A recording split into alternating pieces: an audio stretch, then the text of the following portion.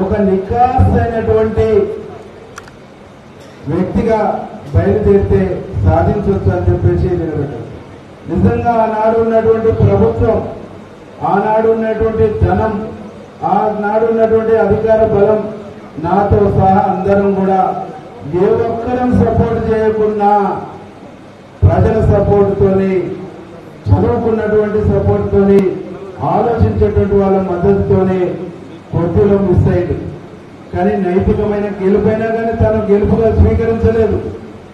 నేను ఈ ఓటమి నుంచి గుణపాఠం తీసుకొని ఓటమి అనేటువంటి మెట్టు నుంచే నేను విజయం వైపు పరిగెడతాను, విజయం సాధిస్తానని చెప్పేసి బయలుదేరినటువంటి వ్యక్తి మల్లన్న గారు.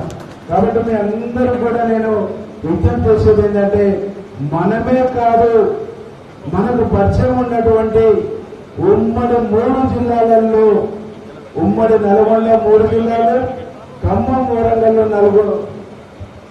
నల్గొండ జిల్లాలలో మనకు పరిచయం ఉండే ప్రతి వ్యక్తికి మనం ఫోన్ చేసి మాట్లాడి మల్లన్నకు మద్దతుగా నిలిపవలసినటువంటి బాధ్యత మనకు. మల్లన్న వాయిస్ చట్టసభలలో ఉంటే అది సామాన్యుని వాయిస్, ప్రజల వాయిస్. సత్యం వైపు, న్యాయం వైపు, నీతి వైపు, ధర్మం వైపు మాట్లాడేటువంటి గొంతుక. కాబట్టి ఇట్లాంటి గొంతుకలు చట్టసభలకు అవసరం ఉంది, చట్టసభలకు పోవలసినటువంటి అవసరం ఉంది. చట్టసభలలో ఇట్లాంటి గొంతుల సంఖ్య పెరగవలసినటువంటి అవసరం ఉంది. పెంచే బాధ్యతను కూడా మల్లన్న తీసుకుంటాడు. ఆ గొంతుకలకు విలువనిచ్చేటువంటి బాధ్యత కూడా మల్లన్న తీసుకుంటాడు. కాబట్టి మనందరం కూడా మల్లన్నను ఆశీర్వదించి మల్లన్నకు ఓటేద్దాం. ఈరోజు మొన్న ఎన్నికల్లో చూసినాం, మనం నిన్న 10ల కింద చూసినాం, బీఆర్ఎస్ బీజేపీ 2 కలిసిపోయింది. బీఆర్ఎస్ బీజేపీ వేరు కాదనేటువంటిది నిన్న ప్రూవ్ అయింది.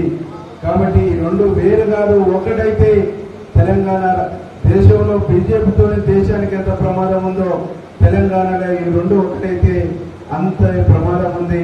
రేపు ఎమ్మెల్సీ ఎన్నికల్లో కూడా ఈ 2 మొక్కలు వేరైనా ఒక రూపంగానే వస్తాయి. సందర్భం వచ్చినప్పుడు ఒకటైతే. కాబట్టి మనందరం కూడా చాలా జాగ్రత్తగా ఆలోచించి ఒకటే ఓటేయాలి. మొదటి ప్రాధాన్యత ఓటేయాలి, 2వ సీరియల్ నెంబర్ మీద వేయాలి. మనందరం ఆ విధంగా వేసి మల్లన్నను గెలుపుతామని, మల్లన్నకు గ్రీటింగ్స్ చెప్పాల్సినటువంటి బాధ్యత అందరం చూస్తున్నాం. ఒక్కొక్క నిమిషమే ఎక్కువ టైం తీసుకోకుండా తర్వాత ఫైనల్ గా మాట్లాడతారు. మండలం నుంచి కూడా మీరు ఆలోచించుకొని ఒక్కొక్కరు పేరు ఇంతమందిని మాట్లాడలేము. కాబట్టి మొదటిగా ఈ కార్యక్రమాన్ని ఉద్దేశించి పెట్టడం గౌరవనీయులు